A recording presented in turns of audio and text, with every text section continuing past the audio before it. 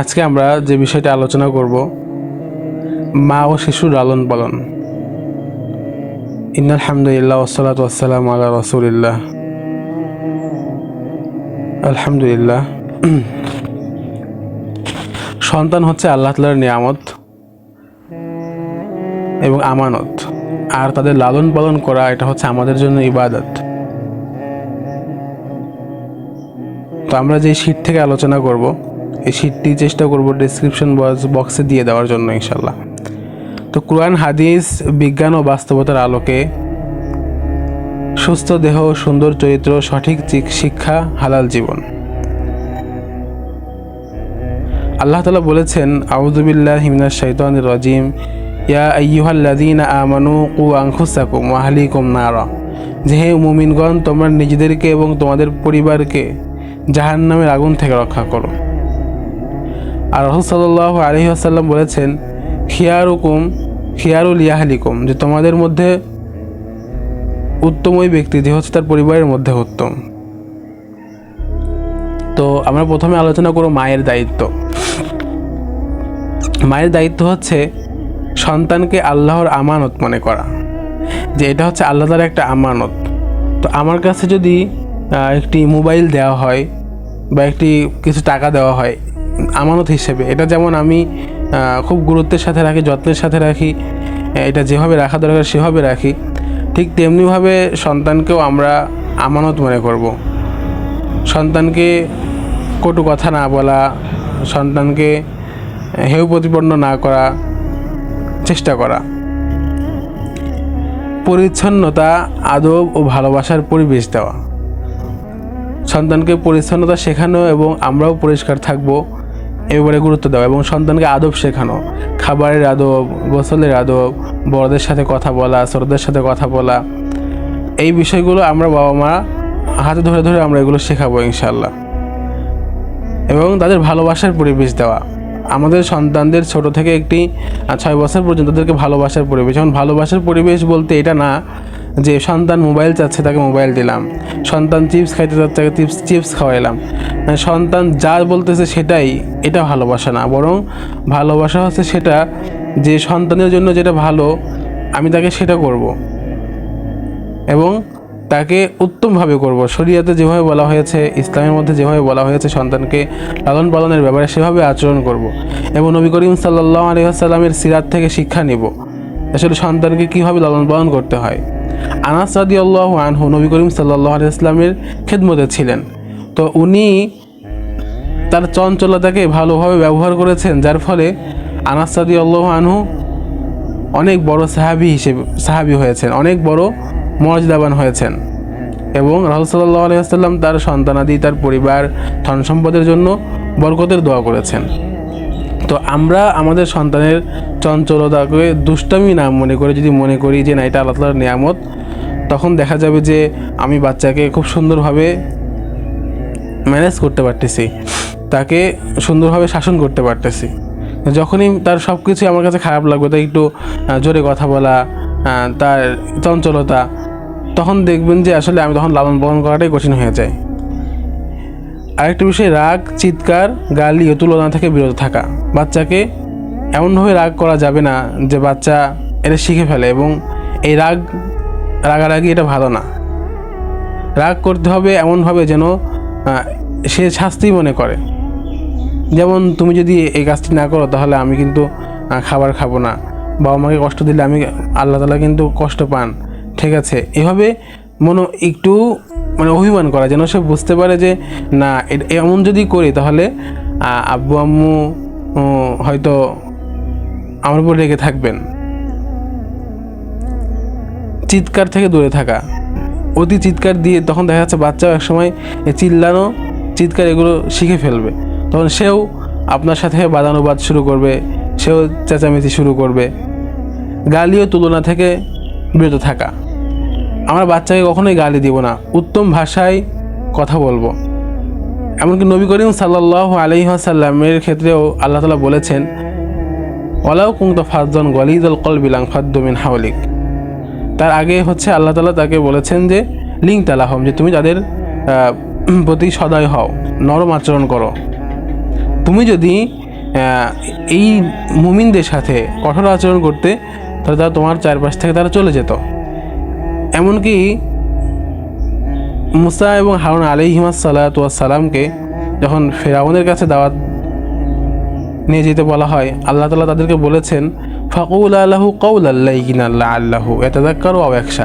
তোমরা যখন তার কাছে যাবা, তাকে কথা বলবা, তার সাথে লাইয়িনাল কাওলাল লাইয়িন মানে নম্র ভাষায় কথা বলো, লাআল্লাহু ইয়াতাযাক্কারু হয়তো সে এরা উপদেশ মনে করবে, আও ইয়াখশা অথবা সে ভয় পাবে, ভীত সন্ত্রস্ত হবে।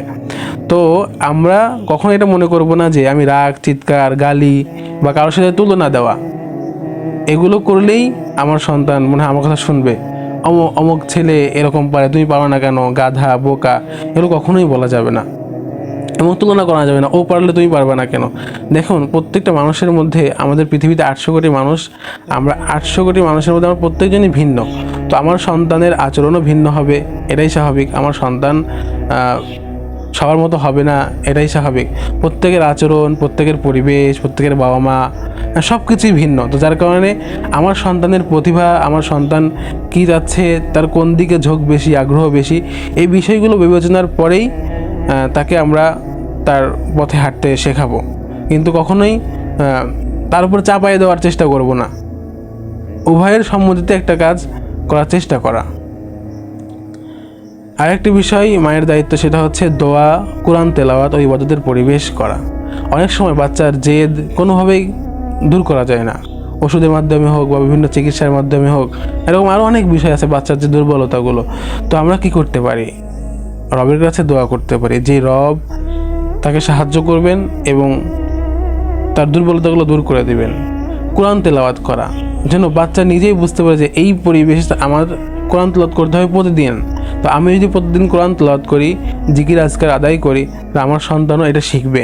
এবং ইবাদতের পরিবেশ গড়া, ঠিক আছে, সকালবেলা তালিম করা, কোরআন তেলাওয়াত করা, কখনো হাদিসের গল্প শোনানো, রাসূলদের গল্প শোনানো, সাহাবায়ে কেরামের গল্প শোনানো, একটা ইবাদতের পরিবেশ তৈরি করে ফেলা।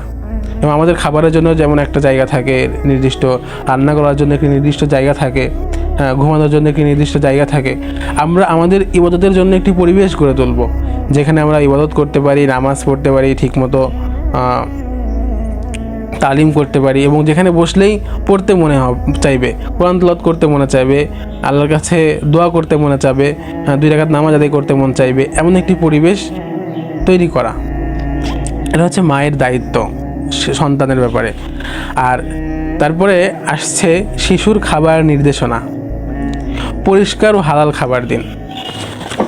আমরা যখনই খাবার দিব তখন তার হাত বলবো, বাবা হাতটা পরিষ্কার করে নাও, হাতটা ধুয়ে নাও, অথবা হাতটা মুছে নাও, খাবার দিব। কারণ অনেক সময় খাবারের সাথে নোংরা থাকে, এই জীবাণুটা পেটে গেলে তার স্বাস্থ্যের ক্ষতি হয়, পেটে সমস্যা হয়। আর হালাল খাবার দেওয়া, কখনোই হারাম খাবার তো দিবই না। আল্লাহ বলেছেন কুলু মিন তাইয়্যিবাতি হালালান তাইয়্যিবা, তোমরা খাবার খাও, হালাল খাবার এবং তাইয়্যিবা উত্তম খাবার খাও। তো আরেকটি বিষয় যেটা হচ্ছে প্রাকৃতিক ও ঘরোয়া খাবার অগ্রাধিকার দেওয়া। আমরা চেষ্টা করব সবসময় প্রাকৃতিক খাবারগুলো খাওয়ানো। প্রাকৃতিক খাবার বলতে সাধারণত যেগুলো মাঠ থেকে চলে আসতেছে আমাদের হাতে সরাসরি, যেগুলো ফরমালিন নাই, ন্যাচারাল, সিজনাল ফল, যেগুলো বিভিন্ন সময়, যেমন আমের সময় আম, কাঁঠালের সময় কাঁঠাল, লিচুর সময় লিচু, আমরা, বাদাম, এইগুলো, এবং কিশমিশ, আখরোট, এই খাবারগুলোতে আমরা অগ্রাধিকার দিব। আর একটা বিষয়, অতিরিক্ত চিনি, প্যাকেটজাত ও রাস্তার খাবার খাওয়ানো যাবে না। চিনি আমাদের মেধা, মস্তিষ্ক, আমাদের শরীর দুর্বল করে। প্যাকেটজাত খাবার এটা আমাদের স্বাস্থ্যের ক্ষতি করে। রাস্তার খাবারগুলো ঠিক একই রকম। আর হচ্ছে খাবারের আগে বিসমিল্লাহ বলা। খাবারের আগে আমরা বিসমিল্লাহ বলবো এবং বিসমিল্লাহ বলা অভ্যাস করাবো। আর খাবারের পরে আলহামদুলিল্লাহ বলা শেখাবো। ধৈর্য ধরেও আদর দিয়ে খাওয়ান, ঠিক আছে? এই মানে মায়ের ধর, এগুলো করা যাবে না। তাকে সুন্দরভাবে বোঝানো, বুঝিয়ে তাকে খাবার খাওয়ানো। এটা ছিল শিশুর খাবার নির্দেশনা। আরেকটা বিষয়, সেটা হচ্ছে শিক্ষা ও চরিত্র গঠন। ছোটোবেলা থেকেই আমরা তাওহীদের শিক্ষা দেব। তাওহীদ অর্থাৎ আমাকে কে সৃষ্টি করেছে, আমাকে কে বানিয়েছে, এই পৃথিবী কে বানিয়েছে, এভাবে তাকে বোঝানো, এক আল্লাহর শিক্ষা দেওয়া। এক আল্লাহ ছাড়া যদি আরও কেউ সৃষ্টি করতো, আরও কোনো সৃষ্টিকর্তা থাকতো, তাহলে পৃথিবীর মধ্যে কী অবস্থা তৈরি হতো। ঠিক আছে? আমরা কেন এক আল্লাহর ইবাদত করব? এক আল্লাহ ছাড়া আমাদের কেন আর কোথাও পথ নেই, কোনো মত নেই? এক আল্লাহর রাস্তা, এক আল্লাহর পথ, এক আল্লাহর দিন ইসলাম, এটাই কেন উত্তম? এভাবে আমরা ছোটোবেলা থেকেই তাওহীদ শেখাবো বাচ্চাকে, এবং সালাত ছোটো থেকেই নামাজের পাবন্দি করানো, ছোটো থেকে, অর্থাৎ 7 বছর থেকে আদেশ দেওয়া, ছোটো থেকে বাচ্চা যেন আমার নামাজ দেখে সে যেন ছোটো থেকে নামাজ পড়তে পারে সে ব্যাপারে গুরুত্ব দেওয়া, এবং আদব এবং সত্যবাদিতার শিক্ষা দেওয়া সন্তানকে। গল্প, খেলাধুলা ও ভালোবাসার মাধ্যমে শিক্ষা দিন। আমাদের সন্তানকে মানে শুধু আদেশ করেই ক্ষান্ত হব না। আমরা যেমন কারোর কাছে টাকা চাইতে গেলে তাকে বোঝায় যে আমার এই প্রয়োজন, সেটা প্রয়োজন, ঠিক তেমনিভাবে বাচ্চার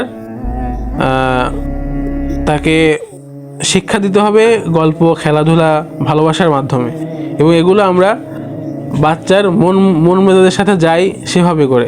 আমি বড়, তাকে আমি আদেশ করবো, সে কেন শুনলো না, ঠিক আছে, এভাবে না। বাচ্চাকে কীভাবে বুঝাইলে ভালো হয় এগুলো ফিকির করা, চিন্তা করা, তাহলে ইনশাল্লাহ দেখা যাবে যে বাচ্চা সহজেই শিক্ষা গ্রহণ করতেছে। আর ভুল করলে বুঝিয়ে বলুন, অপমান নয়। আপনি যেমন ভুল করলে আপনার কাছে মনে হয় যে ওই ব্যক্তি যদি আমাকে সুন্দরভাবে বুঝায় বলতে পারতো, এভাবে মার দিল কেন, এভাবে অপমান করলো কেন, ঠিক তেমনিভাবে একটা বাচ্চাও তারও অপমান করলে গায়ে লাগে, তারও আত্মমর্যাদা আছে। সুতরাং তার সাথেও সুন্দর আচরণ করুন, অপমান করবেন না, ভুল করলে বুঝিয়ে বলবেন ইনশাল্লাহ। কোরআন, হাদিস, সিরা ও নেক মানুষের জীবনী পরিচয় করান। কোরআনের সাথে তার সম্পৃক্ততা করে তুলুন। হাদিসের বাণীগুলো তাকে শোনান। সিরা, রাসূল সাল্লাল্লাহু আলাইহি ওয়াসাল্লামের জীবনীগুলো তাকে পড়ে শোনান। নেক মানুষের জীবন, যারা ভালো মানুষ ছিল, পৃথিবীতে যাদের অবদান অনস্বীকার্য, এমন ব্যক্তিদের ঘটনাগুলো শোনান, এবং চেষ্টা করবেন মুসলিম মনীষী ব্যক্তিদের ঘটনাগুলো শোনানো ইনশাল্লাহ। সমসাময়িক ফিতনা থেকে সুরক্ষা। আমরা শিক্ষা ও চরিত্র গঠনের এই পাঠটা শেষ করে সমসাময়িক ফিতনা থেকে সুরক্ষা। মোবাইল, ইন্টারনেট ও টিভির ব্যবহার সীমিত ও নিয়ন্ত্রিত রাখুন। আমরা মোবাইল চালাচ্ছি যেমন আমাদের প্রয়োজনে একটি নির্দিষ্ট সময়ে চালাবো। আমরা যদি অনির্দিষ্ট, অনিয়মিত চালাই, মানে যখন তখন মোবাইল ব্যবহার করি, এটা সন্তানের মধ্যে প্রভাব ফেলবে। আমরা একটি নির্দিষ্ট সময় মোবাইল ব্যবহার করার চেষ্টা করব, এবং সন্তানও যদি মোবাইল দিতে হয় তাকে দেওয়ার পরে আবার মোবাইল নিয়ে নেওয়া। অশ্লীলতা, হারাম বিনোদন ও বাজে বন্ধুত্ব থেকে দূরে রাখুন। আমাদের সন্তানদেরকে চেষ্টা করব যে সন্তানদেরকে অশ্লীলতা থেকে দূরে রাখার, হারাম বিনোদন যেগুলো যেমন গান বাজনা, ঠিক আছে, ছেলে মেয়ের অবাধ মেলামেশা, বাজে বন্ধুত্ব, যে বন্ধুরা হচ্ছে আমাদের ক্ষতি করবে, এমন বন্ধুদের থেকে আমাদেরকে দূরত্ব রাখতে হবে। সহশিক্ষার নামে চরিত্র ধ্বংসকারী পরিবেশ থেকে সতর্ক থাকুন। বিষয়টি খুবই গুরুত্বপূর্ণ। আমরা একটা যে বয়সে ছেলে মেয়ে কারো প্রতি কারো আকর্ষণ তৈরি হয় না, কিন্তু একটা পর্যায়ে গেলে দেখা যাচ্ছে যে এটা আমাদের আকর্ষণ তৈরি হয়। আর ছোটো থেকেই আমরা যদি ছেলে মেয়ে একসাথে পড়ালেখা শেখানোর অভ্যাস গড়ে তুলি, তখন এটা আমাদের জন্য পরবর্তীতে এটা কাল হয়ে দাঁড়ায়। সুতরাং আমাদের ছোটো থেকেই চেষ্টা করা, যে রাসূল সাল্লাল্লাহু আলাইহি ওয়াসাল্লাম বলেছেন যে তোমরা তোমাদের সন্তানদের বিছানাকে পৃথক করে দাও। তো এখানে এটা যেমন সতর্কতার জন্য জরুরি, ঠিক তেমনইভাবে আমাদের জন্য উচিত হবে যে ছোটো থেকেই ছেলে এবং মেয়েদেরকে আলাদা আলাদা পড়ার ব্যবস্থা করা। একটা ছেলে শিক্ষকের কাছে পড়াশোনা করবে, একটা মেয়ে শিক্ষকের কাছে পড়াশোনা করবে। কখনোই ছেলে মেয়ে একসাথে শিক্ষা দেওয়ার চিন্তাভাবনা মাথায়ও আনা যাবে না, যেখানে ছেলে মেয়ে একসাথে কোচিং করানো, একসাথে স্কুলে যাওয়া, এটা তো কোনোভাবেই মানে বৈধতা দেওয়ার অনুমতি ইসলামে নেই। এটা বরং একটি হারাম শিক্ষা ব্যবস্থা, একটি হারাম কাজ হবে আমাদের দ্বারা, যেটা আমাদের সন্তানের ভবিষ্যৎ হুমকির দিকে ঠেলে নিয়ে যাবে। সুতরাং সহশিক্ষা নামে চরিত্র ধ্বংসকারী পরিবেশ থেকে সতর্ক থাকতে হবে। পর্দা, লজ্জা এবং দৃষ্টি সংযমের শিক্ষা দিন। আপনার মেয়ে হলে তাকে পর্দার শিক্ষা দিন, এবং ছেলে মেয়ে উভয়কে লজ্জা এবং দৃষ্টি হেফাজত। আল্লাহ তাআলা ছেলেদেরকেও দৃষ্টি হেফাজত করতে বলেছেন, চোখের হেফাজত, এবং মেয়েদেরকেও চোখের হেফাজত করতে বলেছেন। সুতরাং এই বিষয়টা আমরা খুবই খেয়াল রাখবো। সোশ্যাল মিডিয়ার পরিবর্তে বাস্তব দক্ষতা ও ইলমে মনোযোগ দিন। সোশ্যাল মিডিয়ার থেকে আমাদের জন্য জরুরি হচ্ছে কমিউনিকেশন স্কিল, তারপরে হ্যাবিট পরিবর্তন করা, লিডারশিপ স্কিল, অর্থাৎ সে কীভাবে সবার সাথে ওঠা বসা করবে, টাইম ম্যানেজমেন্ট, মানি ম্যানেজমেন্ট, ঠিক আছে, সময় কীভাবে কাজে লাগাইতে হয়, সময়ের অপব্যবহার করলে আমাদের জীবনে কী ক্ষতি আসতে পারে, সবার সাথে কীভাবে সুন্দর আচরণ করতে হয়, বড়দের সাথে কীভাবে আচরণ করতে হয়, ছোটোদের সাথে কীভাবে আচরণ করতে হয়, কীভাবে পড়াইতে হয়, কীভাবে চলতে হয়, রাস্তায় কীভাবে হাঁটতে হয়, কোথায় বসতে হয়, কোথায় বসতে হয় না, এরকম আমরা বাস্তব জীবনের যে দক্ষতাগুলো আছে সেগুলো শেখাবো এবং এমন ইলম এবং এমন জ্ঞান শেখাবো যেটা হচ্ছে আমাদের বাস্তব জীবনে খুবই জরুরি হয়। অবাস্তব জ্ঞান থেকে দূরে রাখার চেষ্টা করবো, এমন কিছু শেখাবো যেন সে উদ্যোক্তা হয়ে গড়ে উঠতে পারে, সেজন্য দাস না হয়, সেজন্য সুশৃঙ্খল দাস না হয়। আমাদের বর্তমান শিক্ষা ব্যবস্থা তো আমাদেরকে সুশৃঙ্খল দাস বানাচ্ছে, চাকর বানাচ্ছে, কিন্তু আমরা এগুলো বোঝার চেষ্টা করব এবং এই সিস্টেম ভেঙে দিয়ে আমাদের সন্তান যেন আদর্শ সন্তান হিসেবে গড়ে উঠতে পারে। সেজন্য 10 বছর কোনো জায়গায় পড়ালেখা করলে সেজন্য ইসলামের স্কলার হয়ে যায়, ইসলামিক স্কলার হয়ে যেতে পারে, যেন ইসলামের বাণী ছড়াইতে পারে। কিন্তু এমন যেন না হয় 10 বছর এমন একটা শিক্ষা ব্যবস্থায় পড়ালেখা করলো, সে তার চাকরির জন্য মানে হন্য হয়ে ছুটতে হয়, আবার ঘুষ দিতে হয়, আবার পাশাপাশি সে নাস্তিকতা তার মধ্যে তৈরি হয়ে যায়। এই বিষয়টা খেয়াল রাখবো ইনশাল্লাহ। আরেকটা হচ্ছে কোরআন ও হাদিসের আলোক বিধি। সত্য কথা বলতে হবে সর্বদা, নামাজ কায়েম করার ব্যাপারে আদেশ দিতে হবে, পিতামাতার সাথে যেন সবসময় উত্তম আচরণ করে এই বিষয়টা খেয়াল রাখতে হবে, চোখ নিচু রাখতে হবে, অপব্যয় করা যাবে না। শাসন পদ্ধতির ক্ষেত্রে আমরা কি করব, যা করতে হবে নিয়মিত নিয়ম করুন এবং তা মেনে চলার চেষ্টা করুন, ভালো আচরণের প্রশংসা করুন, ভুল হলে ধৈর্য ধরে বোঝান, নিজে আদর্শ হয়ে নির্দেশ দিন। আমি যদি আদর্শ না হয়, তাকে মাদ্রাসায় পড়াইলাম কিন্তু আমি এদিকে নানান অশ্লীল কাজের সাথে আমি জড়িত, অথবা আমি এমন কিছুর সাথে জড়িত যেটা খারাপ, ইসলামের দৃষ্টিতেও হারাম, আমার পিতামাতা আমার সন্তানকেও জানে না, কিন্তু এটার প্রভাব পড়বে, কারণ সন্তানের বিষয়গুলো আল্লাহ তাআলা দেখতেছেন এবং আপনি কি করতেছেন আল্লাহ তাআলা দেখতেছেন। তো এটা খেয়াল রাখতে হবে। যা করা যাবে না, মারধর, গালি, অপমান ও ভয় দেখানো যাবে না। ভাই বোন বা অন্যদের সাথে সন্তানকে কখনোই তুলনা করা যাবে না। রাগের মাথায় সিদ্ধান্ত বা শাস্তি দেওয়া যাবে না। আর প্রোডাক্টিভ ও সফল সন্তান গড়ার 5টি স্তম্ভ, একটি হচ্ছে ঈমান ও তাকওয়া, অর্থাৎ আল্লাহর সাথে সম্পর্ক দৃঢ় করা। 2 নম্বর হচ্ছে ইলম ও দক্ষতা, অর্থাৎ দ্বীনি ও দুনিয়াবি শিক্ষার ভারসাম্য। 3 নম্বর হচ্ছে সময় ব্যবস্থাপনা, সময়ের মূল্য বুঝতে শেখাইতে হবে বাচ্চাকে। 4র্থ হচ্ছে শরীর চর্চা ও খেলাধুলা, সন্তানকে সুস্থ শরীর গড়ে তোলার জন্য তাকে শরীর চর্চা করতে হবে, জিম, কার্ডিও, ব্যায়াম, খেলাধুলা এগুলোর বিকল্প নেই ইনশাল্লাহ। 5ম হচ্ছে লক্ষ্য পরিকল্পনা। আপনার সন্তানের জন্য কোনো লক্ষ্য না থাকে তাহলে ওই সন্তান মানে কালের গহ্বরে হারিয়ে যাবে, ঠিক আছে। সন্তানের জন্য একটি লক্ষ্য ঠিক করুন এবং তার কোন দিকে ঝোঁক, কোন দিকে চাহিদা এবং যুগের চাহিদা কোনগুলো, ঠিক আছে, এবং এখানে আল্লাহ তাআলা নারাজ হবেন কি না সব কিছু বিবেচনা করে সন্তানের শারীরিক গঠন, মানসিক গঠন, সন্তানের ইচ্ছা আগ্রহ এবং আল্লাহর ইচ্ছা আগ্রহ এবং যেগুলো সময়ের জন্য দরকার এবং এটাতে অনেক ভ্যালু এবং ভালো টাকা পাওয়া যায়, ঠিক আছে, এমন বিষয়গুলোতে গুরুত্ব দিন। তখন দেখবেন যে ইনশাল্লাহ সন্তান যদি নিজের কাজগুলো যেগুলো পছন্দ সেগুলো যখন করতে চাইবে তখন তার সে যেমন আগে এগিয়েও যাবে, ঠিক তেমনইভাবে এক্ষেত্রে দিনের জন্য যেমন উপকার হবে, আল্লাহ তাআলাও তেমন খুশি হবে ইনশাল্লাহ। অবশ্যই আল্লাহ তাআলার সন্তুষ্টিকে বিবেচনা করে এবং তার শারীরিক মানসিক ইচ্ছাকে বিবেচনা করে তখন একটি লক্ষ্য নির্ধারণ করে দিতে হবে সন্তানের জন্য। আচ্ছা, একটি নমুনা তৈরি করা, ফজরের পর কোরআন তেলাওয়াত ও দোয়া, সকাল বেলা পড়াশোনা ও গুরুত্বপূর্ণ কাজগুলো, দুপুর বিশ্রাম ও পরিবারের সময়, বিকেলে খেলাধুলা, হাঁটা, হালকা রুটিন মানে নাস্তা করতে পারে, মাগরিবের পর কোরআন, গল্প, শিক্ষা, রাতের বেলা পড়ার দিনের পরিকল্পনা ও ঘুম। মা বাবার জন্য কিছু বাস্তব পরামর্শ, দুজনে একে অপরের সহযোগী হন, সন্তানের সামনে ঝগড়া কখনো করা যাবে না ইনশাল্লাহ, হালাল রিজিক উপার্জন করতে হবে এবং এটা তাদেরকেও শেখাইতে হবে ছোট থেকে। দোয়া করতে হবে, কারণ দোয়াই হচ্ছে পরিবর্তনের মূল চাবিকাঠি। সন্তানের জন্য বাবা মা হচ্ছে সবচেয়ে বড় বিদ্যালয়, বড় শিক্ষা, সন্তানের জন্য আপনি হচ্ছে সবচেয়ে বড় রোল মডেল ইনশাল্লাহ। সুতরাং স্মরণ রাখুন, আপনার সন্তান আপনার সম্পদ নয়, সে আপনার পরীক্ষা ও দায়িত্ব। যদি পরীক্ষা ও দায়িত্ব ঠিকভাবে আদায় করেন তখন সে আপনার অ্যাসেট হবে, সে আপনার সম্পদ হিসেবে হবে। রাসূল সাল্লাল্লাহু আলাইহি ওয়াসাল্লাম বলেছেন, কুল্লুকুম মাসউলুন রাঈন, তোমাদের প্রত্যেকের দায়িত্ব সম্পর্কে জিজ্ঞাসা করা হবে। আল্লাহ তাআলা আমাদের কথাগুলো আমল করার তৌফিক দান করুক ইনশাআল্লাহ।